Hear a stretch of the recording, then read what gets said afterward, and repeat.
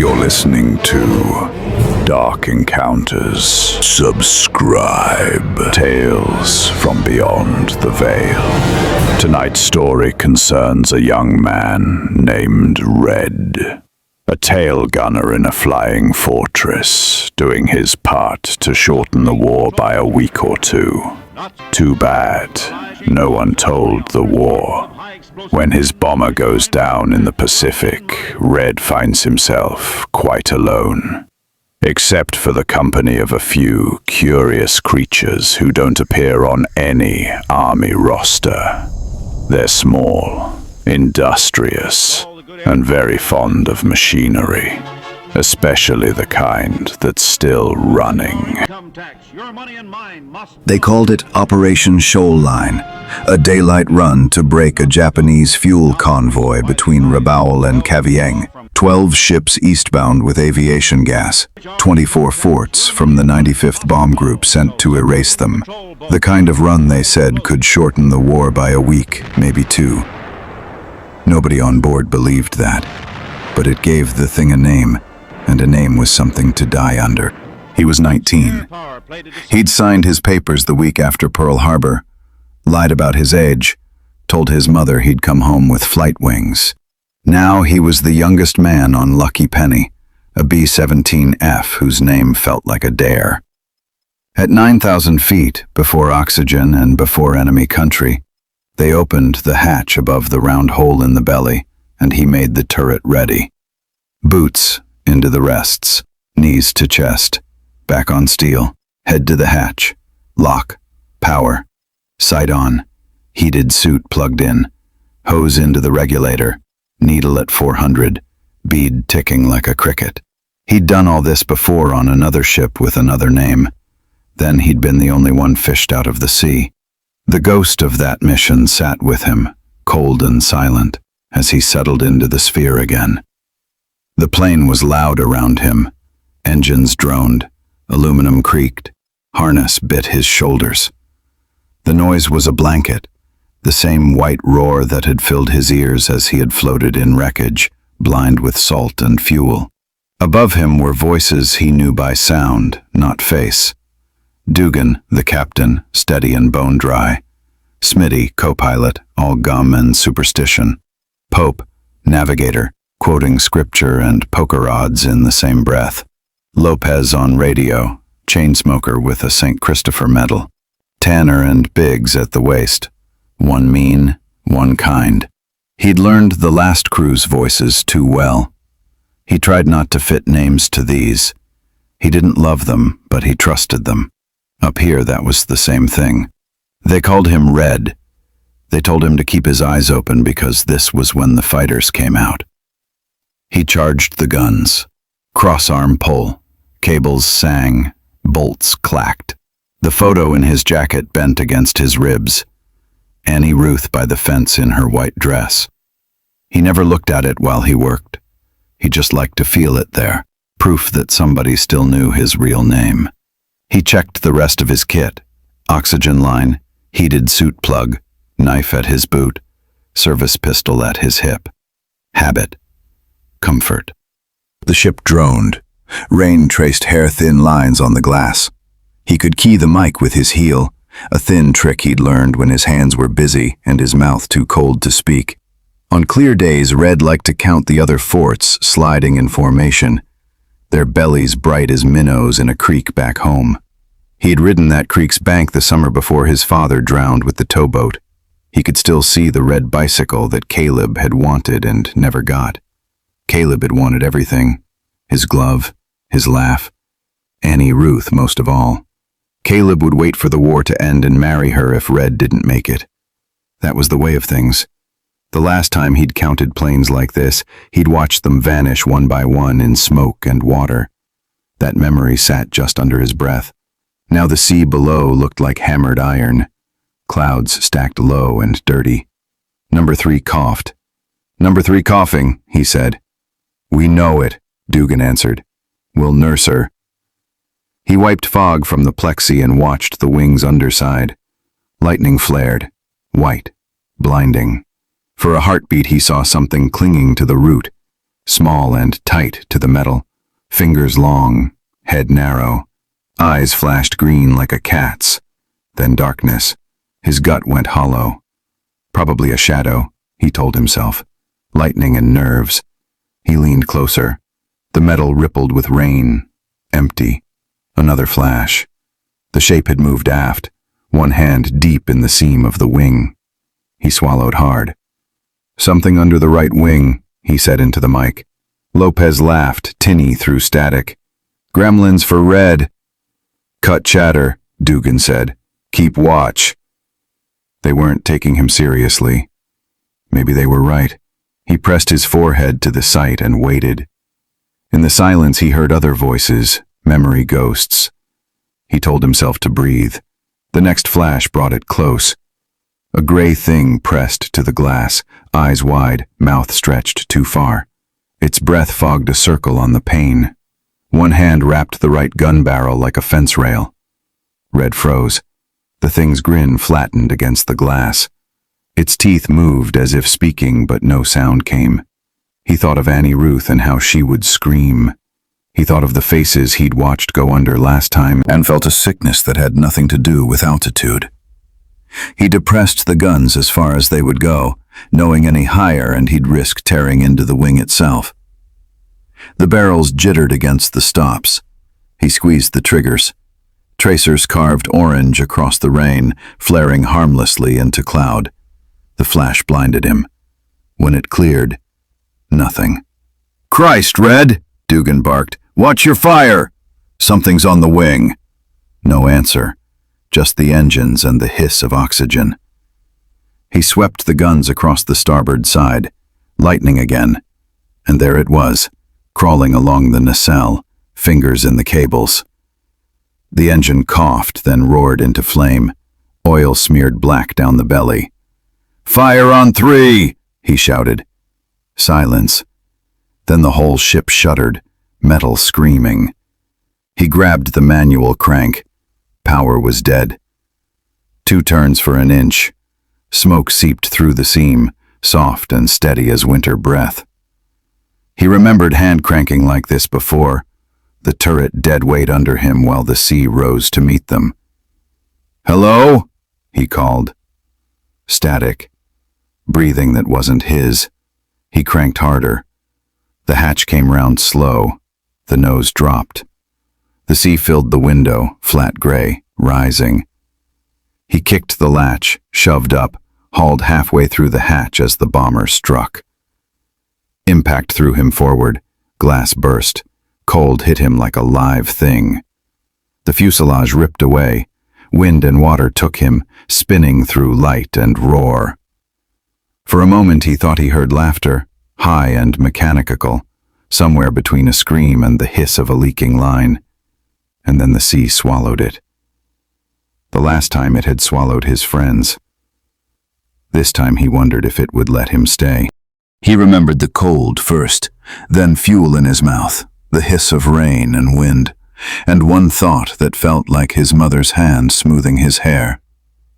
Then nothing. He woke to the sound of surf moving in and out like slow breathing. The sand under his cheek was cold and gritty. A rim of light hurt his eyes. He rolled over and coughed fuel and bile into the tide. The bomber lay broken along the tide line, half buried in wet sand. The nose was gone, the wings torn loose and scattered down the beach. Smoke curled from the place where number 3 had burned. Bits of aluminum flickered under the surf like fish scales. He sat up, dizzy. Pain thrummed in his ribs. He saw bodies in the shallows and on the sand. One face down in the foam might have been Tanner, the bigger waist gunner, because he could see one hand still clutching a ring of .50 belts. Another body jammed under the shattered turret might have been Biggs because the boots looked small. He didn't look at the faces. He whispered their names anyway, making himself say them. Tanner. Biggs.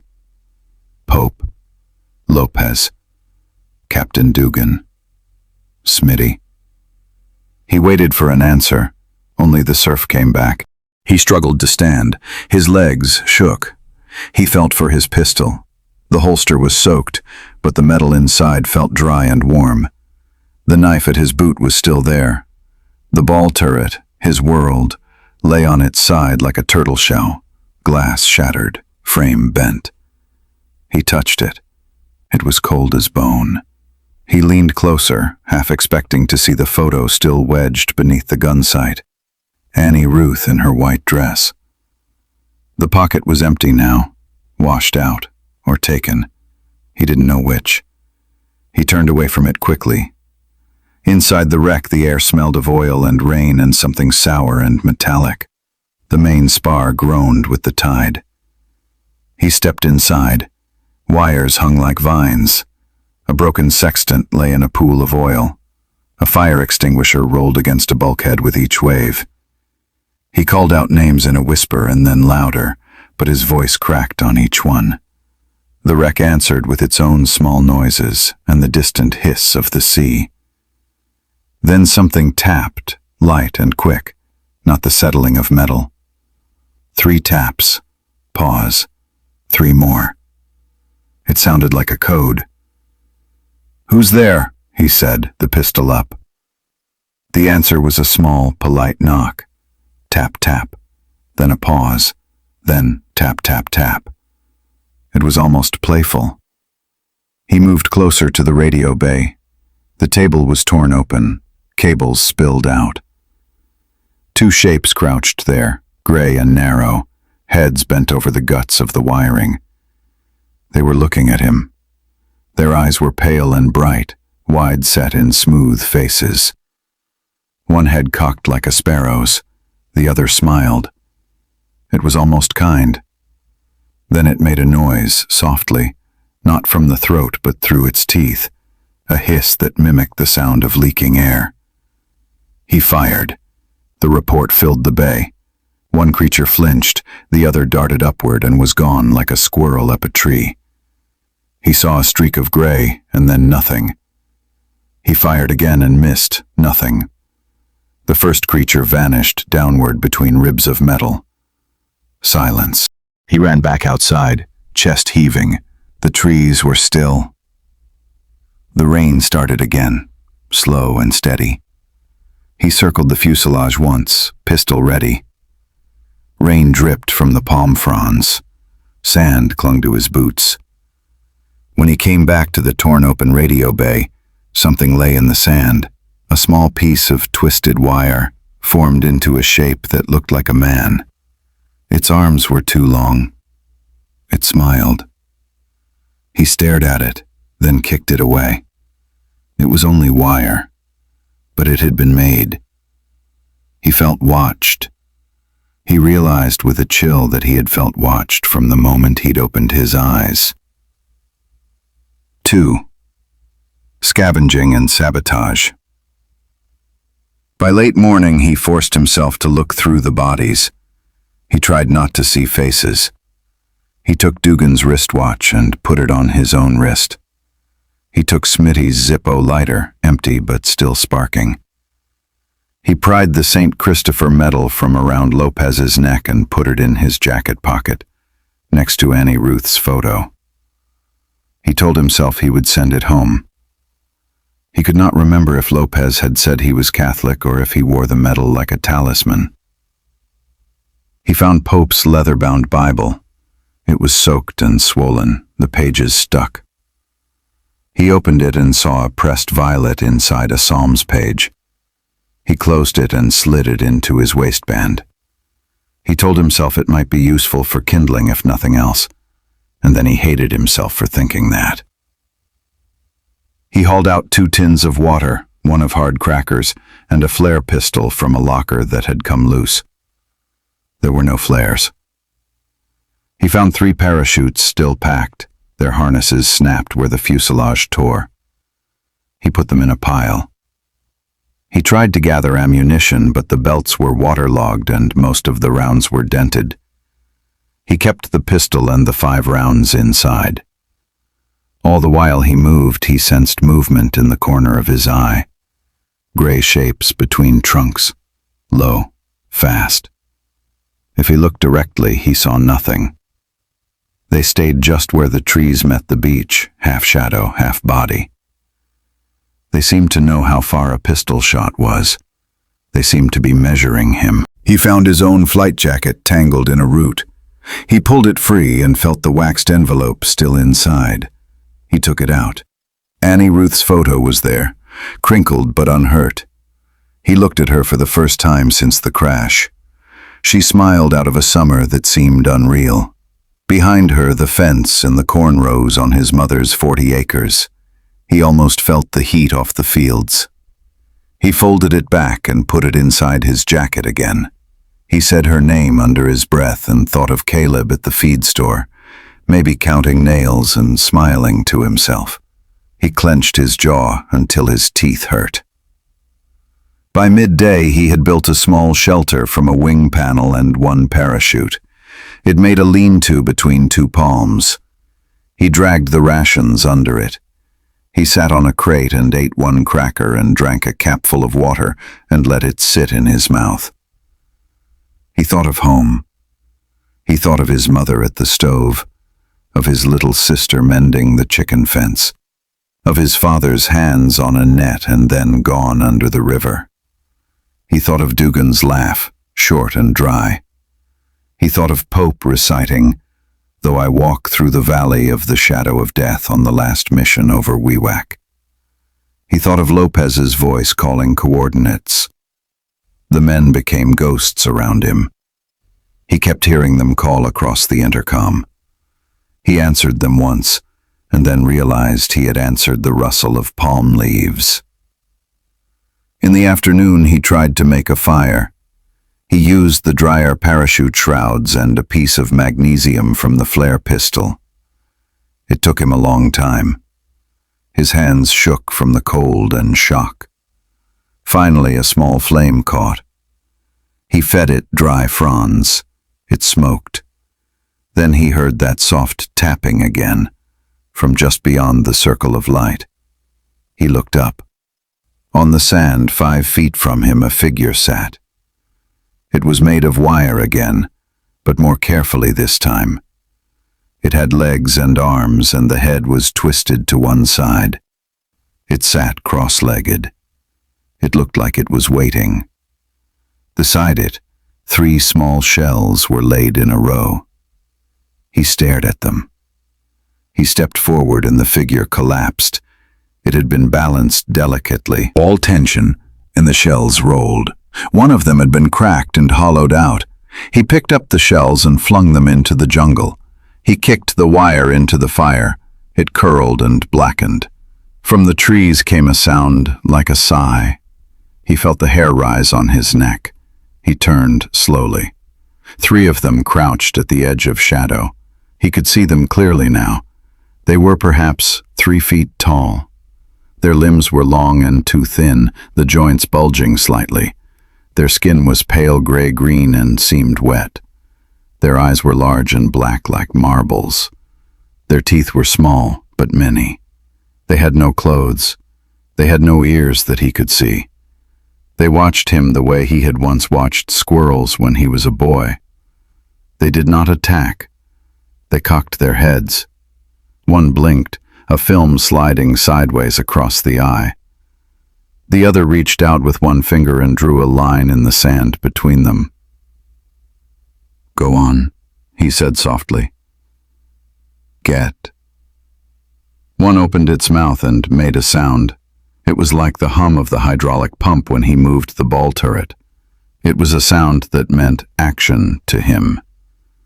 He clenched his jaw. They scurried away fast and low, as if their bellies almost touched the sand.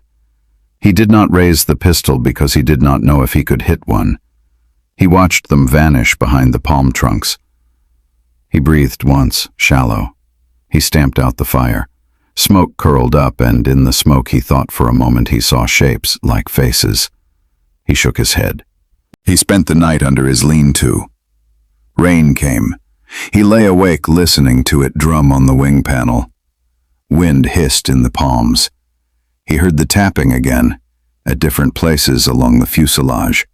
He heard a soft chittering. Once he thought he heard his own name in the wind. Red. He sat up, heart hammering. The jungle was dark. He saw nothing. He lay back down. He pulled the parachute over his face. He thought of his sister in her hand-me-down coat and hat, sleeves too long. He thought of Annie Ruth and of her letters written on lined paper, the loops neat as his mother's, telling him about the feed store and the weather and how Caleb came by and asked if she'd heard from him. He thought of Caleb's face. He drifted into shallow sleep and woke again with a start. Something had touched his foot.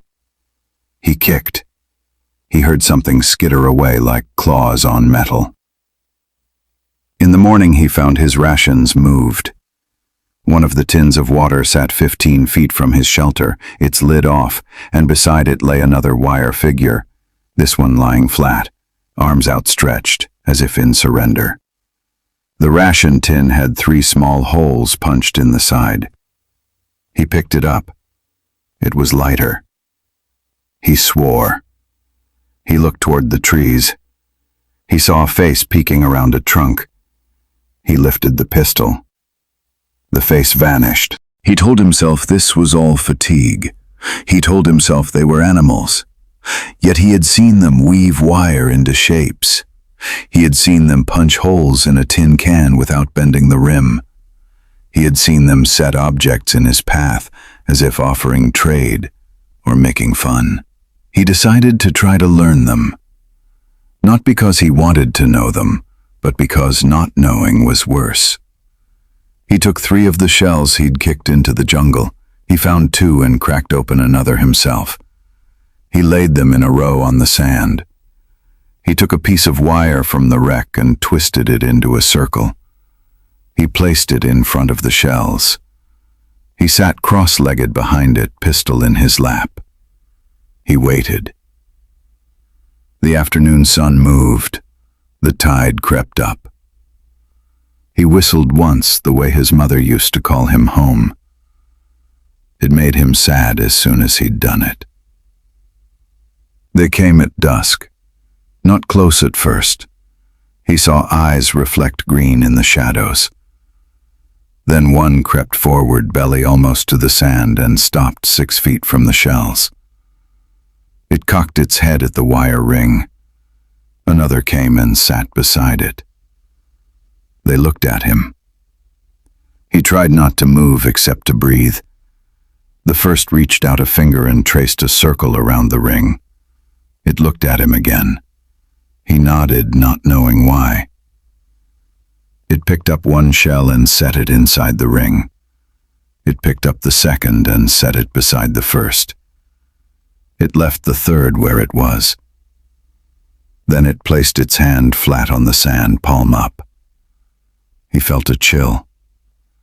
It was as if it were waiting for him to do something. He did not know what they wanted. He picked up the last shell and set it inside the ring too. He put his hand flat on the sand. He felt foolish and exposed. The creature touched the back of his hand with 1 claw. It felt like wet leather. Then it withdrew. It tilted its head. It turned and trilled at the other. They both hunkered down suddenly, claws over their eyes. He flinched, thinking they would spring. A second later, something heavy crashed from the jungle behind him, some branch or palm frond thrown down. He spun and fired once into the trees. The shot cracked and echoed. Birds erupted. He heard several of the creatures scurry away. He turned back. The 2 at his circle were gone. The shells lay where they'd been. His handprint was gone, smoothed out. In its place was a mark made by 3 claws, side by side. He felt anger rise in him. They were playing with him. They had used distraction like a child uses a trick. He had wasted a bullet. He had given them his hand, and they had taken it symbolically. He rubbed the mark out. He stood and kicked the shells away. He went to his shelter, sat under the wing panel, and reloaded the pistol with the round from his pocket. 4 rounds left. That night it rained harder. The wind came with it. palms bent and groaned. He dragged the wing panel down closer and wedged it with a rock. He sat with his back to it and his knees drawn up. He closed his eyes and listened. At some point he felt something at his hair. Light. A touch. He opened his eyes. A face was inches from his own, pressed against the parachute. It looked at him sideways. Its eyes were huge. Its skin glistened. Its mouth was set in that grin. It blinked slowly. It reached out and ran one finger down the bridge of his nose. He slammed his palm up against the fabric between them. The creature squealed and sprang back. He tore out from under the chute with the pistol. He fired into the dark. Sparks flew where the bullet hit a rock. The rain swallowed the shots. He heard scrambling and small, high laughs. He stayed awake after that, shivering. He thought of his sister's face when he left. She had been 14 and had looked older because of work. She had hugged him hard. He thought of his mother's letters. He remembered one line now. Don't let the war turn you mean.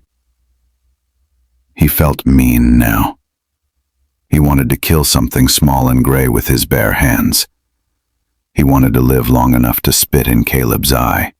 He wanted to get back to the feed store and marry Annie Ruth where everyone could see. He wanted to carry Dugan's watch back to his mother and tell her boy had been steady to the last. He wanted to do all those things, but mostly, he wanted to get off this island. 4th. The third day, escalation. On the third morning, the rain had stopped. Steam rose off the sand. He was hungry. He chewed a cracker until it softened and drank a capful of water. There were only 2 tins left. He considered going into the jungle to find fruit or fresh water, but the thought of pushing through that green wall with those things in there made his mouth dry. He decided first to explore along the beach instead, to see how big the island was. He set out with the pistol in one hand and a broken length of wing rib as a club in the other. The sand was soft. His boots sank. The surf rolled. After 50 yards, the beach narrowed and boulders jutted out. He climbed over them, careful of barnacles. On the other side was another small cove and then more rocks. He went around and found a third cove with black volcanic sand. In the sand were footprints. They were not his. They were not boots. They were 3-toed, long and narrow like bird prints, but with deep claws. They led from the water to the tree line and back, looping around one another. In one place, the prints formed a circle. In the center of the circle lay a piece of twisted aluminum and a button from a flight jacket. The button was one of Pope's, because he had painted a tiny cross on the center of his buttons. The aluminum had been bent into a crude spiral. It looked like the symbol for a hurricane map. Red's stomach turned. He reached down and took the button. He closed his hand around it. He left the spiral there. He followed the prints a little farther along the beach until they disappeared in the surf. He thought of them walking into the water and coming back out at will. He thought of them swimming like eels. He had assumed they were land creatures. The thought that they could take the sea like air made him feel small. He turned back. As he climbed over the rocks, he saw one of them standing on top of the largest boulder ahead. It was silhouetted against the sky. It stood upright on its hind legs. It had something in its hands. He raised the pistol. The creature lifted the object. It was a strip of metal with 3 shells balanced on it. It tilted the strip and the shells rolled off one by one, plinking on the rock. It turned its head to watch them fall. Then it looked at him. It opened its mouth and made that hydraulic humming noise. It tilted its head the other way. Then it set the strip down and scampered away down the rock, not in a hurry, but with a kind of deliberate grace. It did not look back. He stepped up onto the boulder. The strip of metal was from the bomber's oxygen line. The shells were the same he had used in the circle.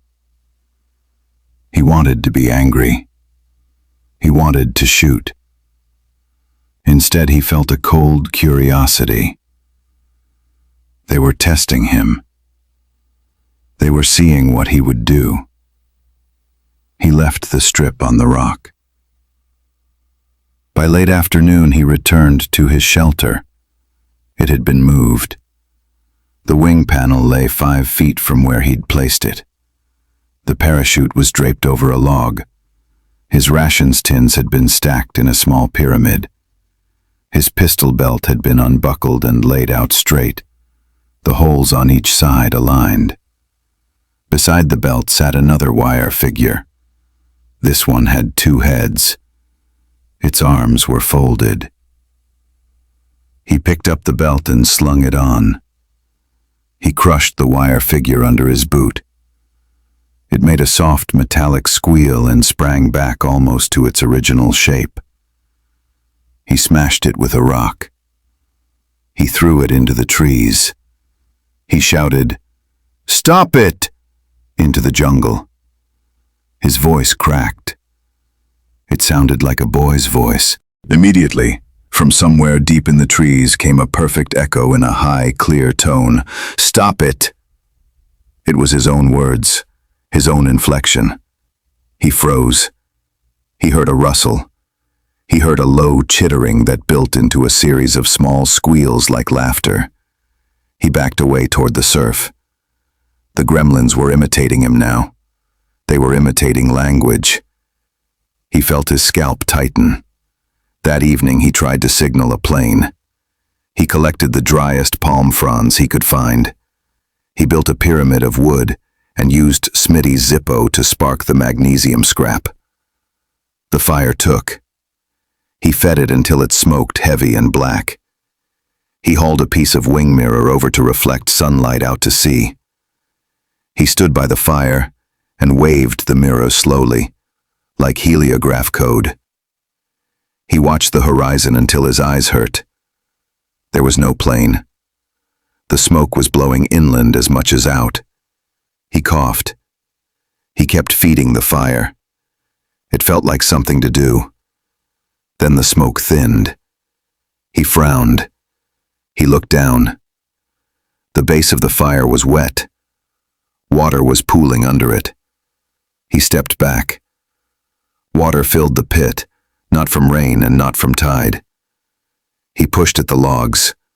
They slid in the water. He moved the logs aside. Underneath lay a large banana leaf with slits cut in it. Someone, or something, had dragged it under and filled it from the surf while he was looking away. He jerked his head up. 6 of them stood at the edge of the tree line. Each held a banana leaf folded into a scoop. Their hands dripped. They tilted their heads in unison. One lifted its leaf and let water spill slowly out in a small stream between its fingers. It made a hissing sound. They mimicked him again, but this time with action. They were putting out his fire. He lunged forward with the wing rib and swung. They scattered, laughing, the way children scatter at a game of tag. He chased one. It was fast. It zigzagged between roots. He tripped on a vine and fell. He hit his knee. He cursed. Behind him the fire sputtered and died. When he got back to the pit, the leaves were gone. The wood was soaked. He sat down in the wet sand and put his face in his hands. He felt tears, hot and useless. He let them fall. He did not wipe them away. He thought of his father's funeral. He had not cried then because there had been so much to do, nets to haul, a boat to bring up river. He cried now because there was nothing to do that worked. When darkness came, he built no fire. He sat with his back to the fuselage and watched the tree line. He held the pistol in his lap with both hands. He pulled his knees up to his chest. Rain dripped from palm leaves in a steady rhythm. He heard the gremlins moving. He saw eyes shine green like cat's eyes. They did not come close. They watched. Once he thought he heard one whisper. Not a word, but something like a word. He decided he would leave at first light. He woke before dawn. The world was gray. He ate the last cracker and drank half a tin of water. He packed the remaining water, the pistol, the Zippo, and the Bible under his jacket. He slid Annie Ruth's photo and Lopez's medal into an inner pocket with Dugan's watch and Pope's button. He tied the small seat cushion to his back as a crude float. He dragged the raft down to the waterline and waited for the first light to show above the ocean. As he pushed the raft out, he felt a tug at his ankle. He looked down. A wire loop had been laid across the sand, half buried. It had tightened around his boot. He kicked. It pulled tight. He bent down, hands shaking, and pried at the loop. The wire dug into the leather. He cursed. He yanked his boot free, tearing the leather. He flung the loop away. It snapped back like a sprung mousetrap and lay flat. He looked up. They were there, a dozen or more, ranged along the trees and the wreck. They stood upright now. One carried a length of parachute line. Another had a piece of fuselage skin folded like a fan. They watched him. The one with the line lifted it slowly and looped it around its own neck, then let it drop. The one with the fan waved it once like a salute. The one he had seen the day before lifted 3 shells in its hand and dropped them one by one, as if demonstrating gravity. They were showing him things he had done and things they could do. He felt his skin crawl. He pushed the raft again. A small head darted out from under the raft and bit his ankle. It was quick. He screamed. He kicked. The creature let go and scuttled back. Blood stained his sock. He kicked again at the water. He jumped into the raft, heart pounding. He grabbed the oar. He shoved with all his strength. The raft slid into the surf. A wave caught it and spun it sideways. He paddled and swore. He saw gray shapes in the water, small and fast, darting under the raft and away. He felt something bump the hull. He hit it with the oar. It slipped away. He paddled harder. Salt spray hit his face. He looked back. On the shore they stood, lined up. One raised its hand. It waggled the fingers as if waving goodbye. Then it lowered its hand and turned away without watching him go. It picked up something from the sand and stuck it behind its earless head, like a girl putting a flower in her hair. He realized what it had picked up was one of the shells. He paddled until his arms burned. The island shrank. The surf gave way to swells. The water darkened. The horizon was empty. He looked down. In the clear water he saw shapes, long and thin, moving slowly beneath him. He thought of the prints on the far beach leading into the sea. He thought of those shapes following him. He hit the water with the flat of the oar. The shapes sank and vanished into deeper green. He paddled until the sun rose high. He let the raft drift when he could. He drank another swallow of water. He thought he saw something far to the east, a dark line. He blinked. It moved. He waved his arms until they ached. The line grew. It became a ship's hull. He waved harder and shouted until his throat hurt. He dropped the oar and kept waving. The ship turned. A searchlight touched him. It held him like a moth pinned. He slumped with relief and fear. He knew it could be Japanese. He didn't care. He raised his hands. He let them take him. He lay in the bottom of the raft, blinking at the searchlight's glare. Salt crusted on his cheeks like frost. He could barely lift his arms, but he kept waving. The dark line on the horizon grew and became the bow of a ship. Japanese characters painted white on the gunmetal. A flag fluttered red and white. Men leaned over the rail. Rifles pointed down at him. Voices barked in a language he did not understand. His mind snagged on words he had overheard from newsreels. Nippon. Bonsai. They threw down a rope net. He tried to stand, to grab it. His legs buckled. He fell forward into the salt water pooled in the raft. Strong hands gripped his arms and shoulders. They hauled him up the net like a sack. Tar and rope scraped his skin. He hung suspended, hearing the destroyer's engines before he saw the deck. A sailor cursed and kicked his boot as he came over the rail. He collapsed on cold steel. The deck smelled of salt, oil, and iron. Someone shouted orders. Boots circled him. A man with a white headband and sharp cheekbones bent low, speaking in short, clipped Japanese. Another sailor knelt and pulled at his flight jacket. Hands went through his pockets, rough and quick. They took everything. His pistol, his knife, his rations, his dog tags. They yanked those too until the chain broke and fell between the planks. They found Annie Ruth's photo in the waxed envelope. One of them held it up to the light and said something that made the others laugh. Red tried to reach for it, but a boot pressed him down. The officer with the sword snatched the photo, studied it a moment, then tucked it into his breast pocket as if it were his own. Another man found Dugan's watch and held it to his ear, winding it. The tick came back faintly, and he smiled. They stripped the St. Christopher medal from Red's neck and let it dangle from one finger before pocketing it too. When they finished, they left him with only his undershirt and trousers. No jacket, no gun, no keepsakes. The wind cut through his wet clothes. He stared at the photo's absence more than the men around him. The officer barked an order. 2 sailors hauled him upright and shoved him toward the hatch. They hustled him down a steep ladder into the belly of the ship.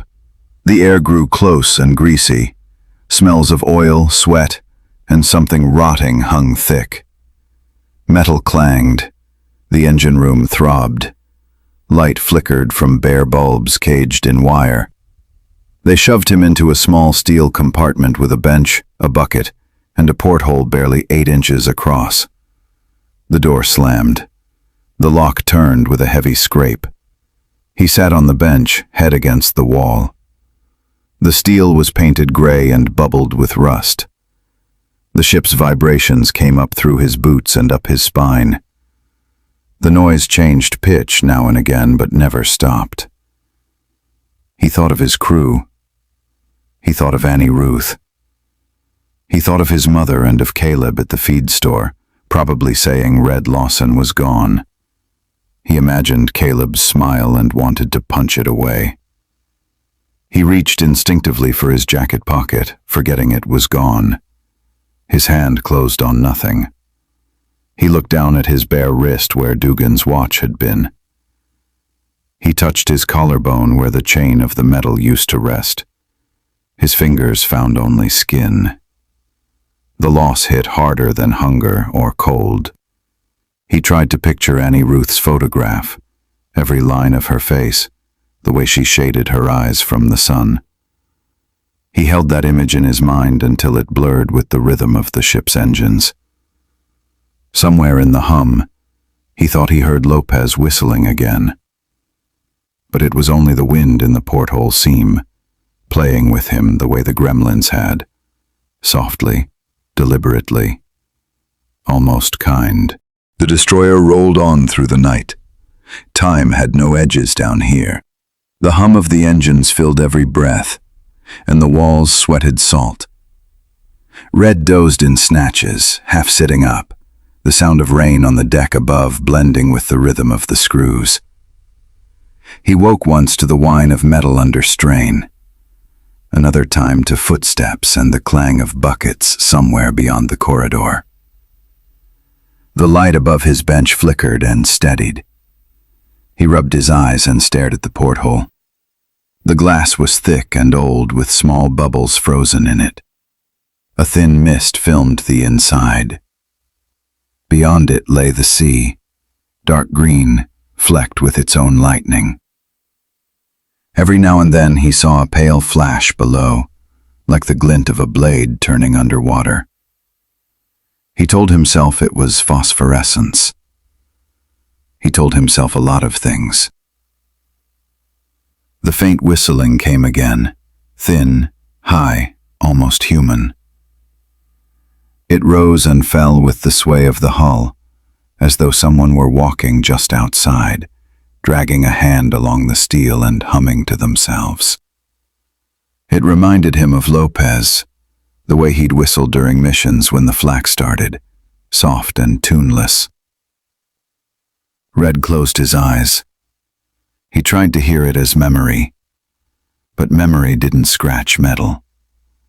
The sound moved, a slow scrape circling the porthole from below. He leaned forward and pressed his ear to the wall.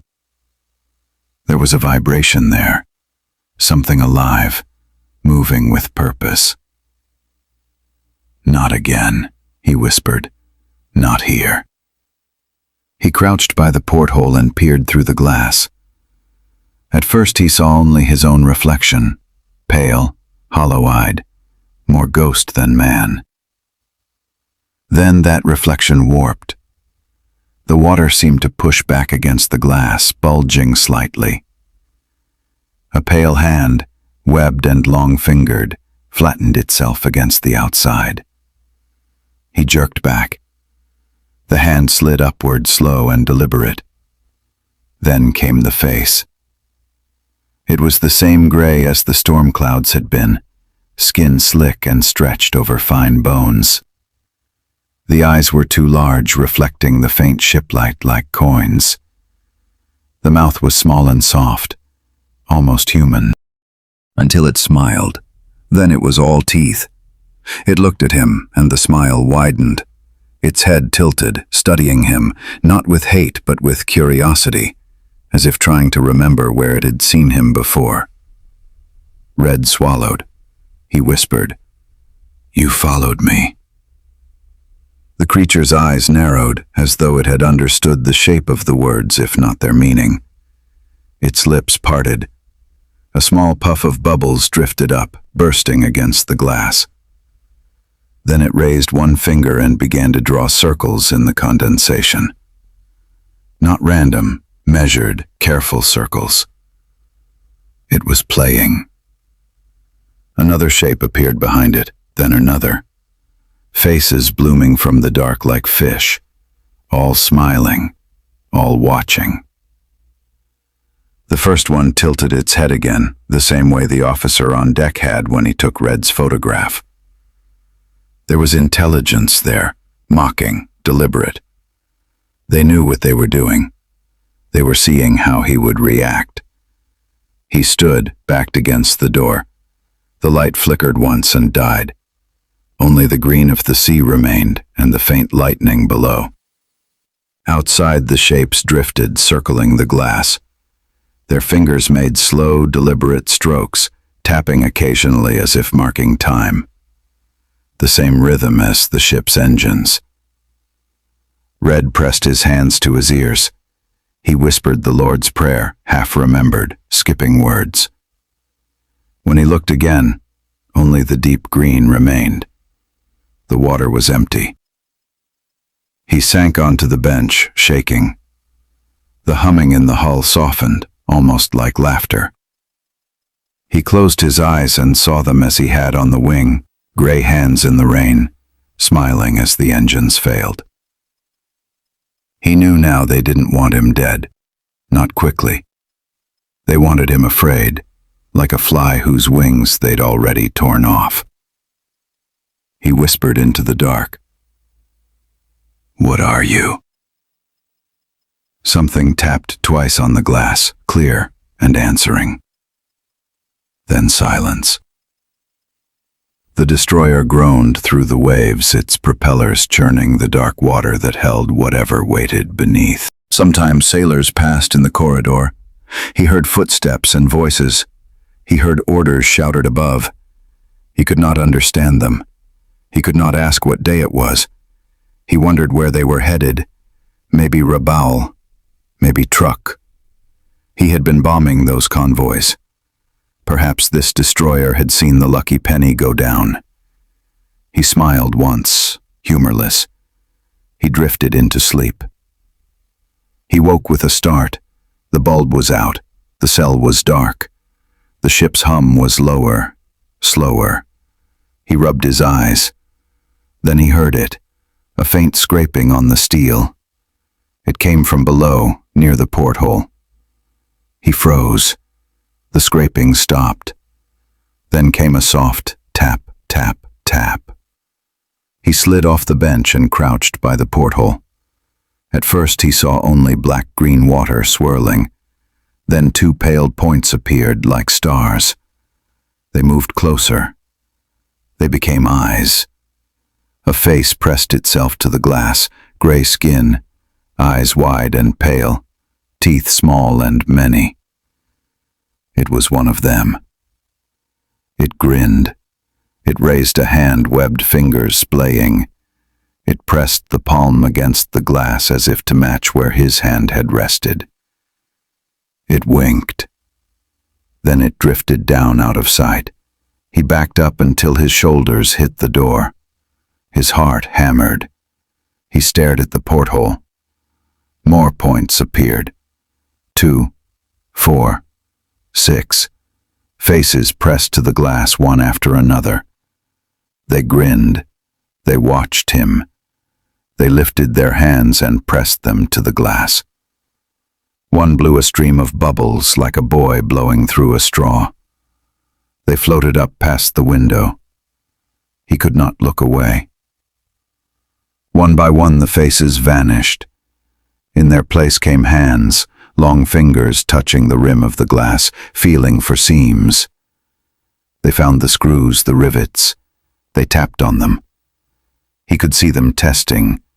He could see their curiosity. He pounded on the door and shouted. His voice echoed through the steel. No one came. He shouted, "Help!" in English, then, "Tasukete," the only Japanese word he knew. Nothing. He pressed his ear to the wall. Above the hum of the engines, he could hear something else. A faint, steady tapping. He knew that rhythm. It was the sound the turret made when he hand-cranked it. The sound of gremlins teasing wires. They were working on the hull. He remembered the prints in the sand leading into the sea. He remembered the shapes under his raft. They had let him go because they weren't done with him. They were done with the island. They wanted the ship. He wondered if anyone else on board knew. He sat back on the bench. His ankle throbbed. He rolled up his pants. There were 2 small punctures in his skin, dark around the edges. He wiped them with his sleeve. He thought of infection. He thought of poison. He thought of nothing helpful. He reached instinctively for his breast pocket and felt only thin cloth. They'd taken his jacket. No photo, no medal, no watch. He had nothing but his skin. The loss came back in a slow, hard wave.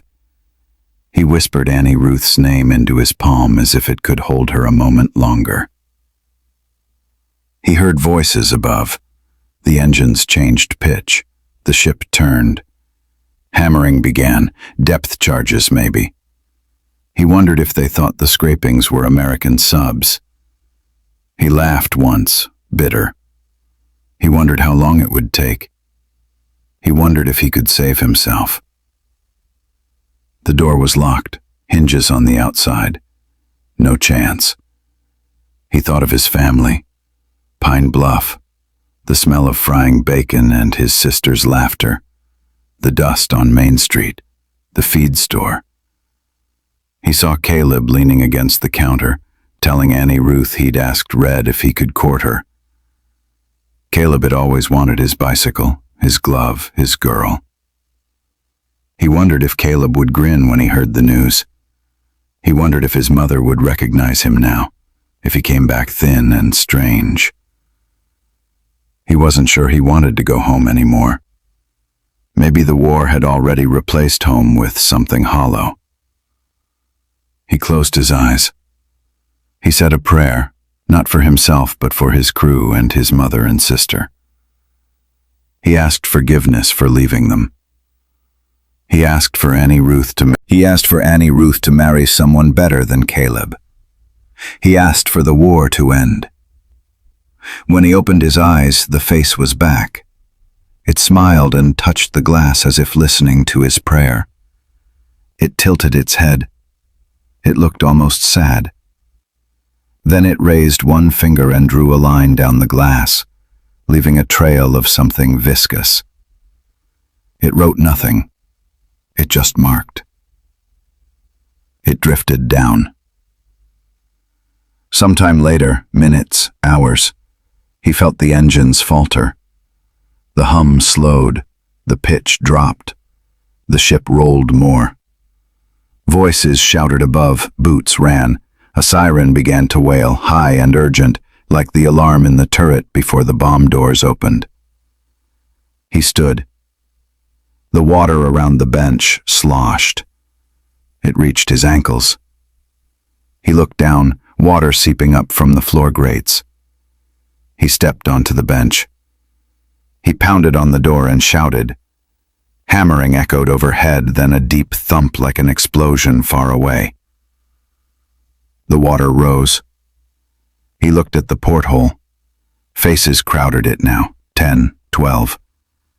They were excited, eyes wide, grins flashing. They began to push at the glass. It flexed minutely. They found the seam and began to pry at the rivets. They worked as a team, one holding, one prying. One used a shard of metal like a tool. Their mouths opened and closed in some rhythm, communicating. They were engineers at play. They were enjoying it. He thought, they let me go because they wanted this. They were following the metal. They didn't care about him. They cared about the machine. He pressed his forehead to the glass and laughed once, low. We bomb them from the sky. They take us under. He could almost hear Pope saying, the last shall be first. He could almost hear his mother whisper, don't let the war make you mean. He could almost see Annie Ruth shading her eyes. He could almost hear Caleb saying, I told you I'd take care of her. The water climbed the wall. It covered the bucket, then the bench. He crouched, back to the door, knees up. He remembered Pope's voice reading Revelation when they were bored. And I stood upon the sand of the sea, and saw a beast rise up out of the sea, having 7 heads and 10 horns. He had laughed then. He wasn't laughing now. He thought of Noah, and wondered if the flood had been full of these things too. Maybe sailors' old tales of sea devils were true, and they just had new names now. He whispered it. Gremlins. The name felt right, like calling a dog that already knows you. The water reached his waist. He clung to the bench. Something brushed his foot, smooth, alive. He jerked. Pale shapes moved in the rising water inside the cell. He pulled his legs up. He hugged his knees. He pressed his face to the cold steel. A crack split the porthole, a high, sharp note like ice breaking. The gremlins pushed again. The crack spread, spidering. Bubbles leaked. One creature slid a claw through the gap and pulled. He took one breath and held it. He thought of his mother's hand smoothing his hair, Annie Ruth whistling him in for supper, Caleb falling off the red bicycle, Dugan shouting, "Brace!" Pope's violet pressed in the Bible, his father's hands on the net, his own hands on the turret grips, the hum of the engine, the hymn his mother sang, "Shall we gather at the river?" The glass gave. Water exploded in. It was cold and heavy. It threw him backward. He hit the wall, spun, and the world went green. Shapes poured through the opening, pale, long, alive. They circled him, dozens of them, drifting like ghosts, eyes shining. Their hands brushed his arms, his hair, his face. One gripped his wrist. It was strong. It pulled. He didn't fight. He let it. He saw its face close, almost gentle, almost curious. It smiled, and in that smile was everything human and inhuman the war had ever made. He didn't know if they were playing or killing or both. He didn't know if he cared anymore. He let go. Epilogue. They called it the Mariner's Star, an old freighter running Pacific lanes, the kind of ship that carried grain one trip and machine parts the next. No one talked about glory here, only schedule. But a name was still a thing to sail under. Bobby Wilson was 22, fresh from diesel school, signed on as a junior engineer for his first blue water run. The engine room was his kingdom. Noise, heat, the low iron heartbeat of a ship that had survived too many owners. He checked the gauges every watch, listened for changes in the hum. There was one he didn't like, a faint knock somewhere in the port reduction gear, too regular to ignore, too small to find. He wrote it in the log, underlined it once, and kept listening. When the bell rang for midnight chow, he climbed up to the mess deck. The air changed from oil to coffee. He slid onto a bench, set his Walkman on the table, and cut the volume on Don't Stop Believin' halfway through the chorus. 3 deckhands were crowded at the far end, voices quick and bright. "Fished him out not 20 miles east of Wake," said Johnny, wiry, with a lucky strike rolled in his sleeve. "Treading water in a squall, wearing nothing but his skivvies." Bart, the youngest, laughed. "You kidding?" "Swear to God," Johnny said. "Said he fought the whole damn crew when they tried to pull him aboard. Tried to jump back in the drink." Bill, the oldest, wedding band worn smooth, asked, "Doc have a look?" "Yeah," Johnny said. "Said the guy's half mad, skin like leather, beard down to here." He motioned to his chest. Bobby sipped his coffee, listening without meaning to. The ship's thrum came through the soles of his boots. "So what in the hell is he talking about?" Bart asked. "Beats me," Johnny said. "Just a bunch of crazy mumbo-jumbo." Bill chuckled, rubbing the stubble on his jaw. Crazy old coot, brains probably sun-baked and waterlogged. They laughed. Bobby stirred his coffee, the spoon tapping the rim. The fan ticked. The hum of the ship filled the quiet. From the galley line, Matheson, the cook, gray-haired and heavy, spoke without looking up from his frying pan. "Gremlins."